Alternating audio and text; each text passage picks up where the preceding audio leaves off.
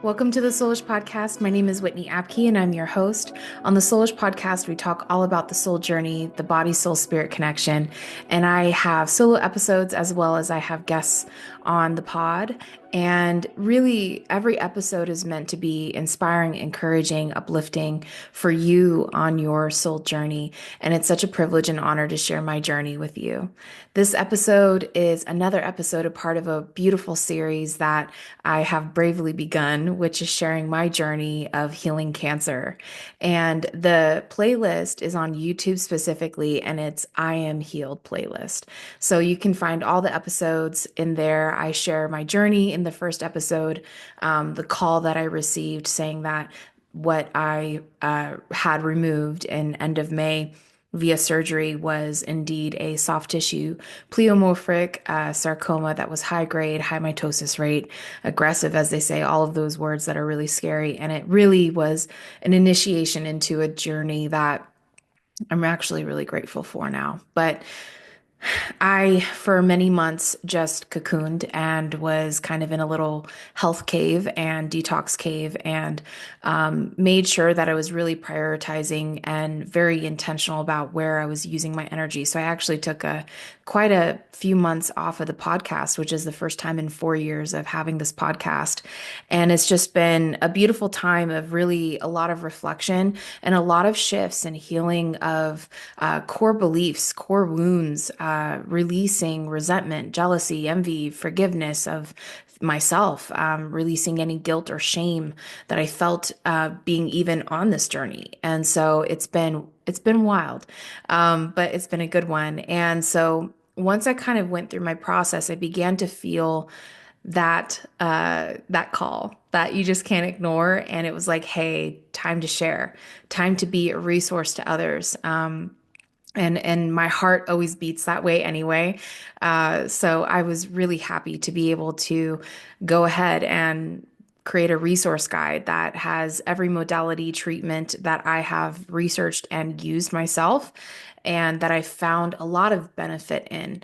And everyone's journey is really unique and sacred, right? And so if you know me from listening to prior episodes, I am a huge advocate for you being on your soul journey and you following your intuition and you honoring yourself and your journey. And that's maybe like number one for me because I can't tell you what to do. I can't give you medical advice. I can't tell you or diagnose you like what you have. But all I can do is share my journey and share the resources that I have found on the journey in hopes that you research it, you feel that it's in alignment for you, and that you try it yourself.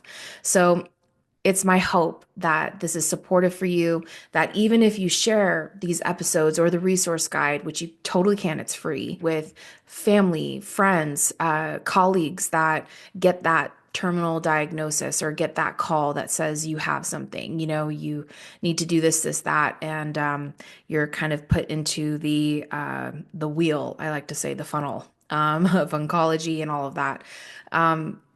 Now, I do believe that Western medicine is super helpful. I kind of tend to lean more towards the belief that Western medicine is better in more critical emergency type because it's not holistic. It's very direct, local kind of mindset of medicine. Um, I tend to find that more homeopaths, naturopaths, functional medicine, that's more holistic care, that it encompasses and brings in the whole person, all aspects of you. And so that's why in this episode, I want to go through the 5 biological laws of German New Medicine.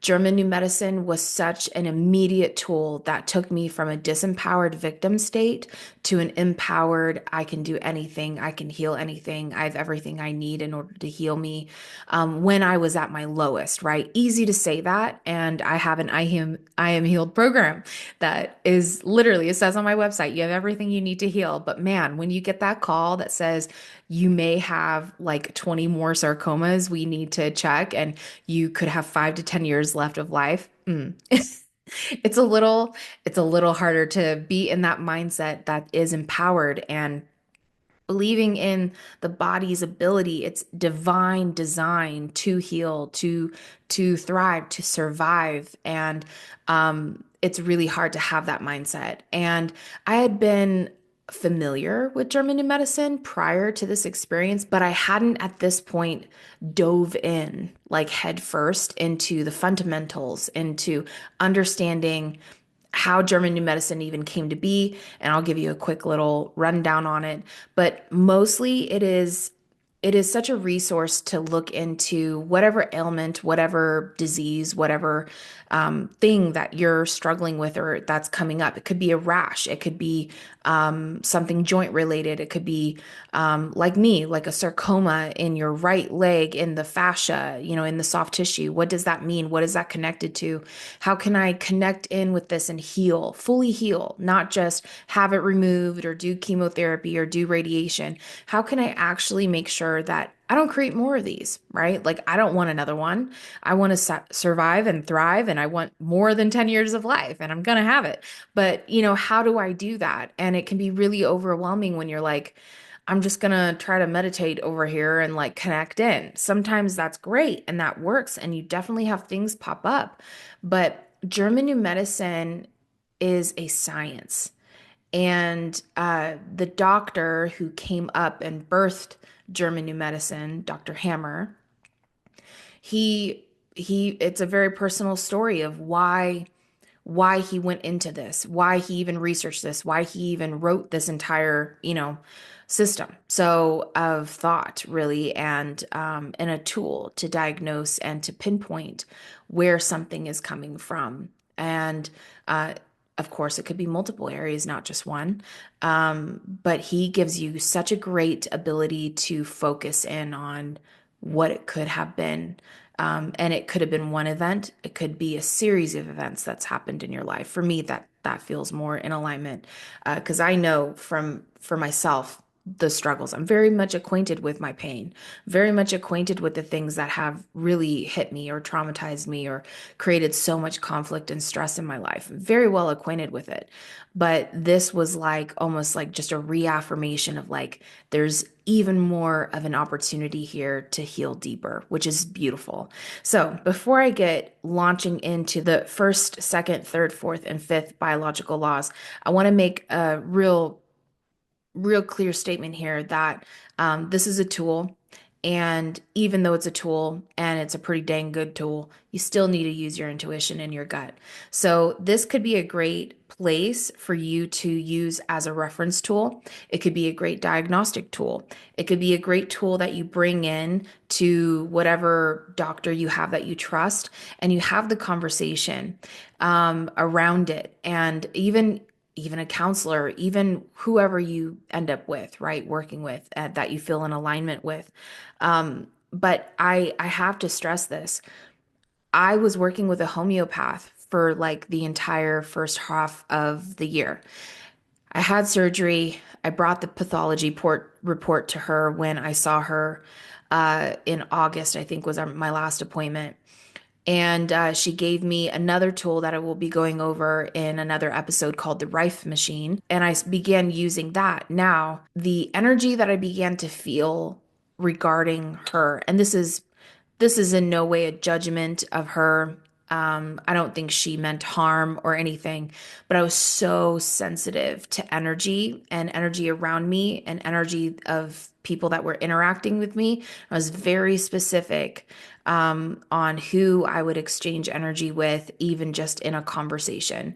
And I began to feel a shift that it was not in alignment with an empowered, I'm going to heal state. It was very fear driven. And then it was kind of this coercion to continue to work with her. Again, no judgment. Love her, so grateful for her. She was totally divinely placed in my life to help me along this path. But I no longer felt like she was meant to work with me. For sure, I felt like the surgeon, he served his purpose in my life, bless him.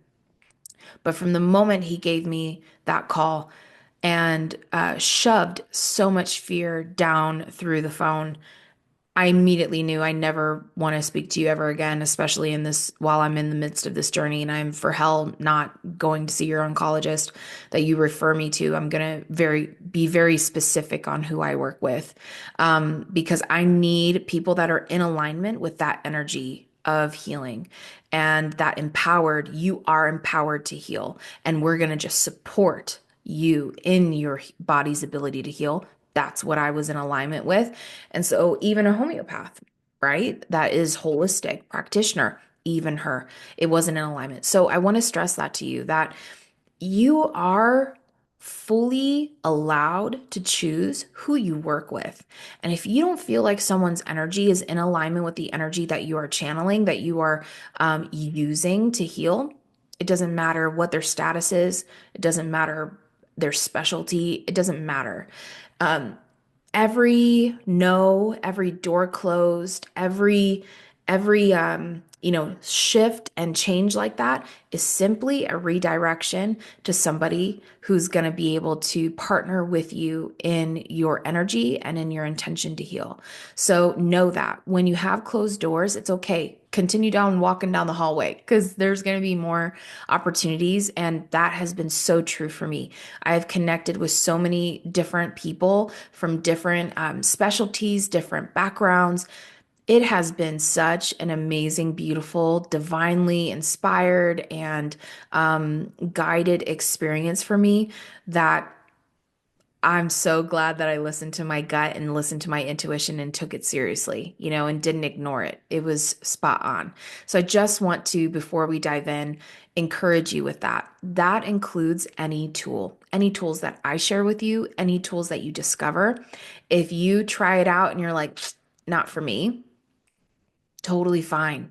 It's okay. Even if it says it cures cancer. If you don't feel that it's in alignment for you, move on. Then it's not meant for your body. Maybe just not now, right? It could be a therapy that you end up diving into later that your body's ready for, right? Receptive to. So it's really important to just be so in tune, to connect deeply with your body where it's at, to connect deeply with your soul, with your mind, your emotions, your choices, your intentions, your thoughts, all of it, right? Everything you want to connect in with and you want to honor. It's really important to honor that. So, and I honor you in sharing this. And whether or not this aligns, it's okay. Whether it's totally against what you believe, if it totally aligns with you, awesome. Either way, it's cool. I'm just sharing this because most people don't know about German new medicine. I barely knew about it because my brother's in the health space. All of his friends are in the health space. I have several people that are in the biohacking. They jumped off the biohacking cliff and they're still sailing down it. And I love it. I love it all. And so I've been familiar with it, but even some of them don't know German new medicine very well. They just have heard of it, same as I had before I dove in.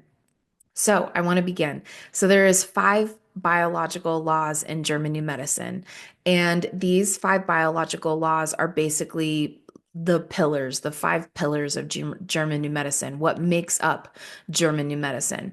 And so German new medicine was started, founded, engineered, I don't know, written by Dr. Hammer. And Dr. Hammer was in, man, so many different modalities. He was in medicine. I think he was in psychotherapy or, yeah, psychology, even theology.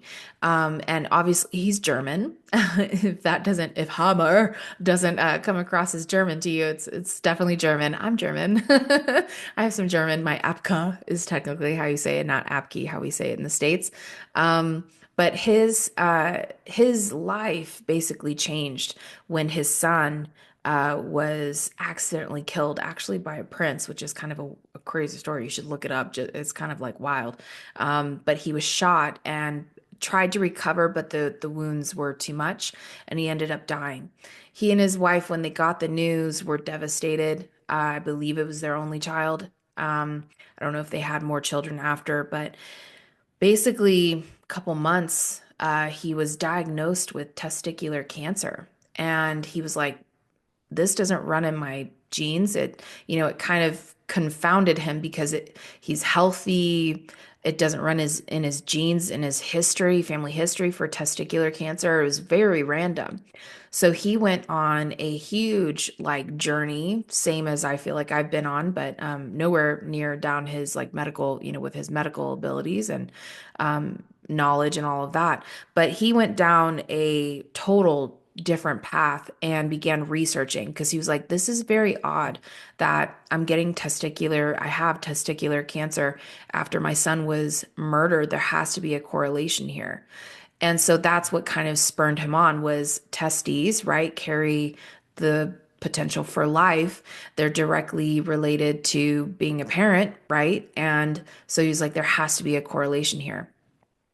So that's where he basically started. So that's kind of his journey.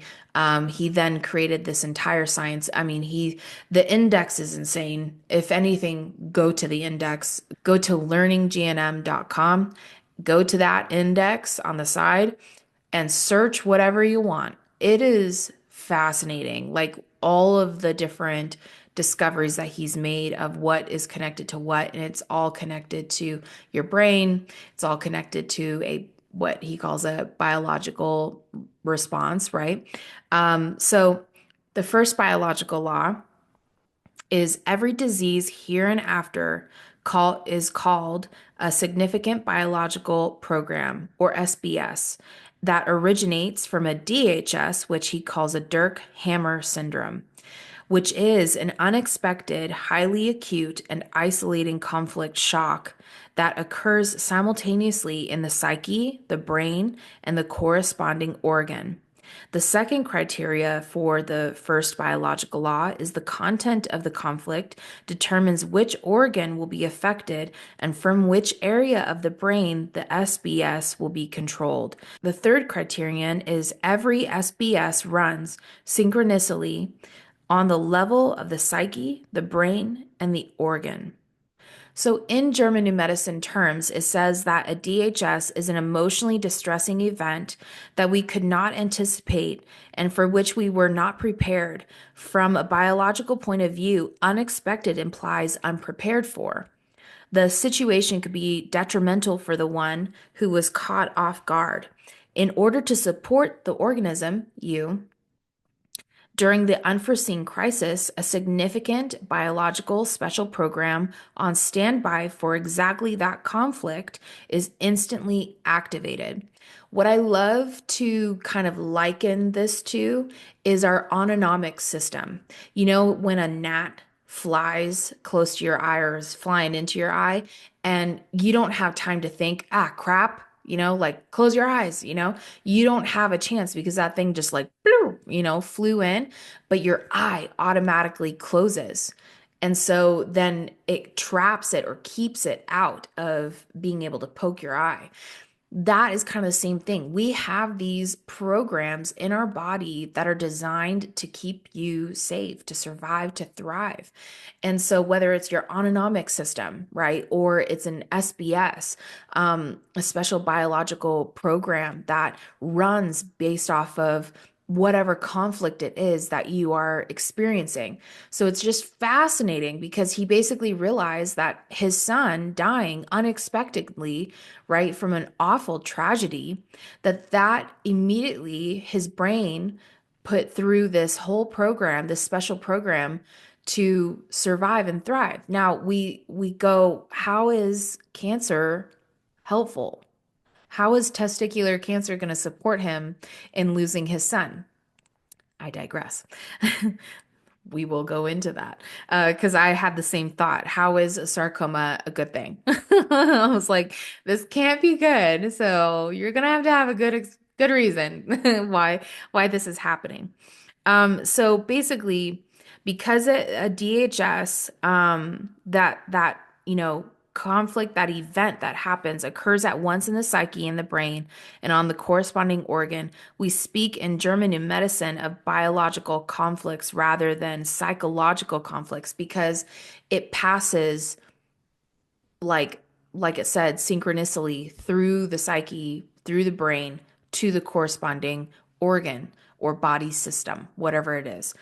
So it's really interesting because when you think of it, Like animals suffer biological conflicts in real terms, for instance, when they are attacked by an opponent, when they lose their nest or territory, when they are separated from their mate or their offspring. It is a biological conflict experience that connects us with all of life. It is part of being an animal. Like in a sense, right? Our human side is still very animalistic. We have the same things, we're just more evolved, right? But we have the same basic programming as any being on earth. It's just that we're more advanced. So, losing your nest could be losing your job, losing your home, right? Like all the California fires that happened where people lost their home, that is a biological conflict. That's a conflict. Those people are going to have and already have a program running to help them survive the loss, right, of their homes. When you get in a fight with your boss, right, and threatened, or maybe you're robbed, right, and you weren't expecting it. Whatever the conflict is, that conflict has a specific program. There's a specific program designed in your body for you to survive it. There's just something about us that I don't think we realize is truly superhuman. And I think it is, I personally believe it is, this is the divine design, is what German New Medicine calls an SBS. I think this is totally our little God spark, little particle that gives us that ability to heal, to survive, to thrive, to heal, to do whatever it is we need to do. There's different types of conflicts. Like my sarcoma was a self-devaluation conflict, but there's attack conflict, territorial loss conflict, starvation conflict, a sexual conflict, a self-devaluation, a death fright conflict, which when I looked into this, I was like, oh, I just had a death fright conflict as well. So I clicked on that and I was like, okay. It literally says that a death fright can be experienced in any life-threatening situation. For example, in the course of an accident or a medical emergency, diagnosis shock, which definitely was the experience I had, a cancer diagnosis, a death sentence, statements like your physician saying the cancer is malignant, inoperable, aggressive, invasive, metastasizing, or remarks like you have 6 months to live. Other verdicts, can evoke an acute death panic, which I 100% had. Even just like regular medical checkups, right? Where it says that, a test came back and it's positive for something, right? It even says that a self-diagnosis shock can be just as triggering because you're looking at, Google and it's saying that this is going to give you 5 to 10 years of life. I mean, I'm guilty of that. And so I think it's really fascinating when we look at this because I realized, I got this sarcoma because I've been I've been in a conflict state for a long time on and off, but my body finally had the opportunity to heal. And so we'll get into that. Because that was what was really empowering. I was reading this and I was going, okay, so you have these conflicts that happen, but how do you heal? Like, how do you not have, disease, or how does this conflict not end you, right? And so the second biological law, and I'm going to put this graph up here that they have on the learning gnm.com site because it will really help you to understand that you have a conflict phase and then you have a healing phase. And many of the things that we experience that we think, oh, you're sick, oh, you're dying, that's actually a symptom of you healing, not you being sick. And so, not everything on here is related to that. There are a few things that are symptoms of being in a conflict state. But I just want to preface that. But many of the symptoms, especially cancer, especially anything like that, is actually an indication of healing in the body, which is so counter to the Western, which is, I know if you're looking at me going, Whitney, that's nuts. That can't be the case because people die from cancer. So true. Yes, you are right. But in German New Medicine terms and perspective, they're not dying from the cancer. So the second biological law says that every SBS, which is a significant biological special program, runs in two phases, provided there is a resolution of the conflict, which is why I was like, oh, this is awesome. When I was reading specifically on the sarcomas, soft tissue sarcomas in German medicine, I was like, got it. So there was a resolution of the conflict that I had, and that is why this then began to develop because it's trying to flush it out. Now it's trying to repair the body, which is so, again, counter to Western medicine, but just bear with me. We're going to have conflicts. We're going to have really hard stuff happen in our lives, but our body is designed to support us. This vessel is beautiful and wonderful and amazing, and it's designed to help us thrive, not just survive. So we're going to go through things, and that's totally normal. But what's maybe perhaps not normal is having no resolution.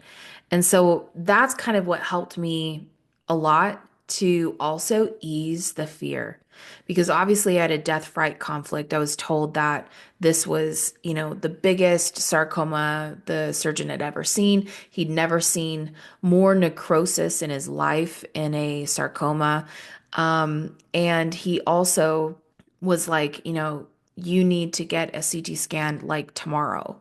And you need to see if you have more, of these inside of your, chest, your abdomen. And he was like, you need to do that ASAP and you need to see the oncologist like tomorrow. You need to call and get an appointment. But then he wouldn't give me a referral to a CT scan because I refused to see the oncologist. So it was it was crazy because even in that conflict, I had to really hone in on not being mad, resentful, feeling hopeless. Like I really had to hold space for myself in that moment because it was like at the beginning, I just felt so overwhelmed. Like I'm not equipped for this. I don't have the knowledge. I don't have information, and it's so hard to find. So I just want to encourage you, like if you've gone through this too and you feel that overwhelm, of like, I don't know what to do.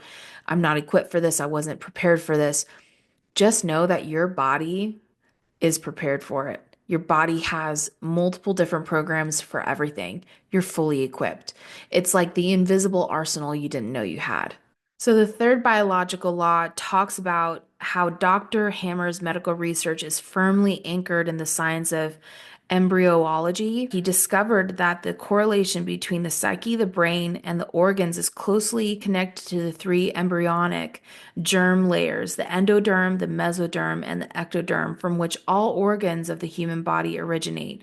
So, the third biological law shows that the location of whatever the focus is in the brain, as well as the cell proliferation or cell loss, specifically with tumors, following a DHS, are not accidental, but part of a meaningful biological system inherent in every living organism.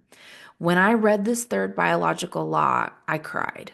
Like I started crying because it was such a relief to understand that I wasn't a victim of some random, tumor, that there was a reason for this. This had an anchor to it, that it was deeply connected to something that had either happened or had happened multiple times, whatever it was. And so that was very empowering. And there was a relief aspect for me personally when I read that. So it also says that the biological special program of nature are encoded in every human cell and thus inscribed in the DNA, which is the carrier of genetic information for all of us, right? So, thus analyzing and comparing thousands of brain scans, Dr. Hammer found that the organs, I'm going to put this up here too, that the organs are originating from the same embryonic germ layer are controlled from the same part of the brain. So, this is how he made the connection piece. So, all organs that derive from the endoderm are controlled from the brainstem. Primitive life forms such as bacteria have only endodermal functions. All organs that are derived from the old mesoderm are controlled from the cerebellum. All organs that derive from the new mesoderm are controlled by the cerebral medulla. All organs that derive from the ectoderm are controlled from the cerebral cortex. So, specifically for me, the sarcoma is connected to the new mesoderm, which is controlled from the cerebral medulla. So, when I looked at that, there then are correlations to the specific type of conflict that you have.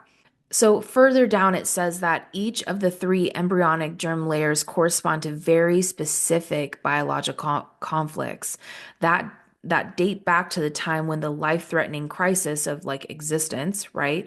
Starvation, water conflict, territorial loss conflict, first occurred. Hence, certain conflict themes belong to a particular evolutionary period, right? We've evolved even from the beginning of, human beings being human beings. So you can basically continue reading and see which of the three embryonic germ layers have what conflict with them and what areas of the body, what organs of the body they are related to. It's fascinating, like so fascinating to dive into.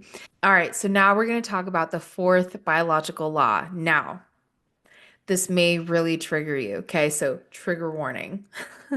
Especially from the last couple of years, this may be a very much of a trigger warning. I'm going to state this. If it doesn't support you, if it doesn't align, I'm not offended. I don't think Dr. Hammer would be offended.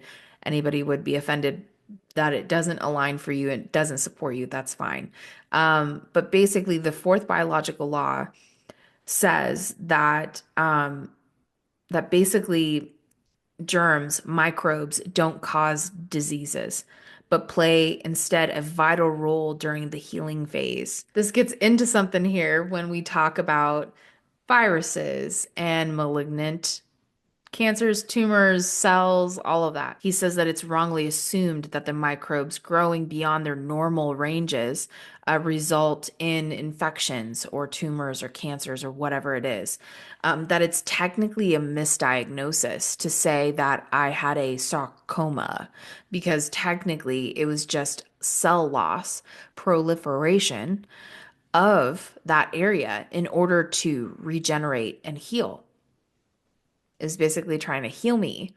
But because it is growing at a certain rate and speed, basically, Western medicine will say that that is a disease. The fourth biological law shows that so-called infectious diseases occur exclusively in the second phase of the biological special program, where the organism uses the microbes to optimize healing.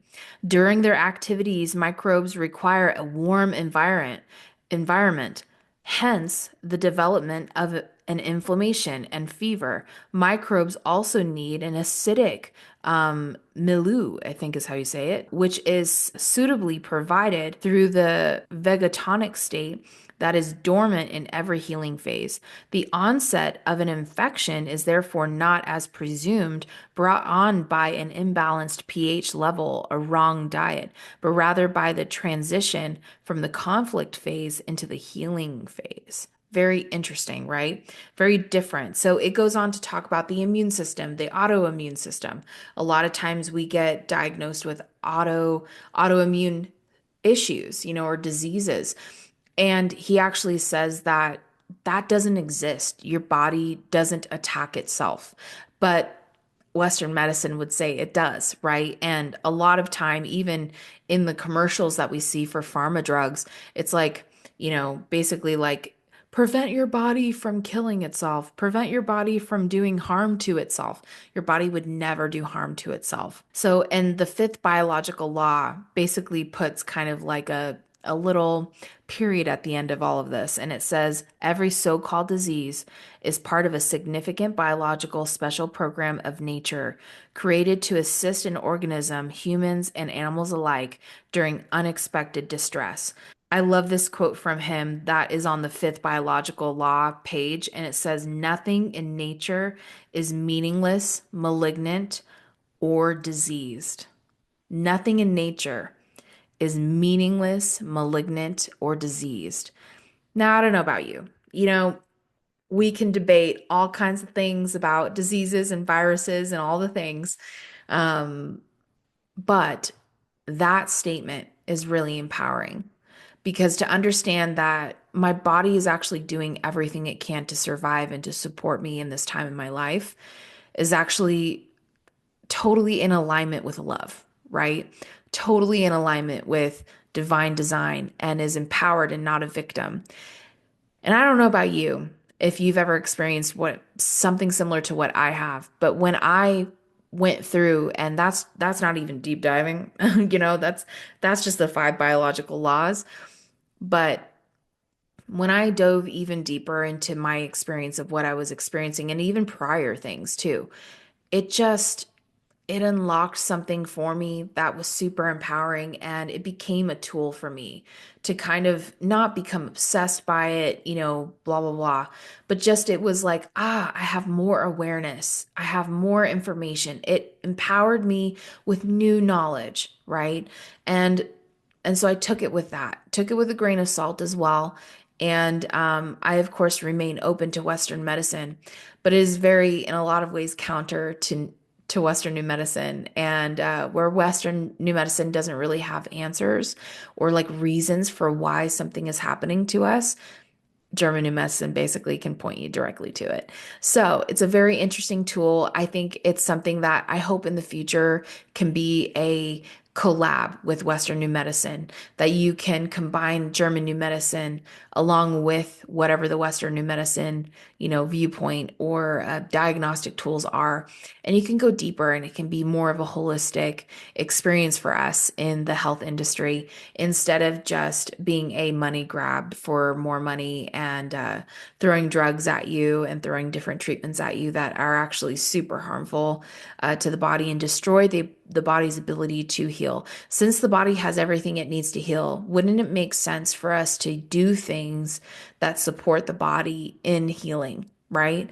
And so that basically led me on that detox journey. That led me on looking into different treatments like hyperbaric chambers, acupuncture, chiropractic, also changing up my diet, right? And what I put into my body, what I put on my skin, what I drink, how much sunlight I get, how much sleep I get, all the things. Like I really started to tailor my life accordingly so that I could really support the flushing out of all the things that need to be released and detoxed in my body. Sauna, right? Infrared, all of that, near infrared, blue, methylene blue, all the different supplements. But I will say this, it's really important to not just start taking a bunch of different things. It's really important to take your time and to really feel into something. I've even held different supplements in my hands and really felt the energy and see if my body goes, yes, yes, we need that. We need that. Like, take that. Because your body is so in tune, man, and it gets around something that it really wants and really needs, and you'll feel like lit up by it. So even with different things, like I'm really bad with needles, have been my whole life, but I'm actually a couple like new things that I'm doing as of this podcast recording is Function is a platform that you can basically do like over 100 different tests on your blood, and for only like $4.99 you can do it. And so I'm doing that in the next couple weeks. I'm gonna go have my visit, get my labs done, and then get the results as they come in. It takes a little over a month to get all of them. It's quite a lot of tests that they run with your blood and urine. And you can do that in 6 months after the first initial visit. You do a follow up and you do like 60 plus tests. And that's very specific to you and what your biomarkers were and all of that. So it's really cool. But again, arming yourself with more information. Like I have a lot of questions on different aspects of my body and why it is the way it is, or why it's functioning in this way or that way, why I can sleep really well sometimes and why I can't others, right? Why certain foods may not align for me or work for me, but they're considered healthy. Just different things like that. So that's really cool. Another one that I'm going to look into is EBO2. It's also known as ozone therapy. And so it's not the one where you put a mask over your mouth, but it's kind of like dialysis. It's called a oil change for your body, for your system, for your blood. But basically, they take out your blood in one arm, and it goes through a system, a filter, and it oxygenates it, and then it puts it back into your body. There's some set centers like the Centner uh, Wellness Center that they actually blast it with light as well, different colors of the rainbow of light. So it also goes through and gets like just totally infused with like life light into it and then comes back into your system. So that's cool. Really important to do stuff like that for our bodies because there's so many things that we ingest, that we breathe in, and all of that. So I'm looking into other therapies and modalities, things that can support my body in healing. And I'm always available for a DM. You can comment below. I would love to hear your thoughts on Germany medicine and what was triggering for you, what was empowering for you. Just keep it respectful, please, is what I ask. But please comment below. Please reach out to me. Again, I'm going to have everything in the show notes, the resource guide, a link to my website if you want to work with me, whatever it is that feels supportive for you right now in your journey. I'm happy to be partnered up with you and to support you on your journey as well. And I thank you for supporting me on mine. Thank you so much for the love, for the support. I just so appreciate you so much. Thank you so much. Until next time.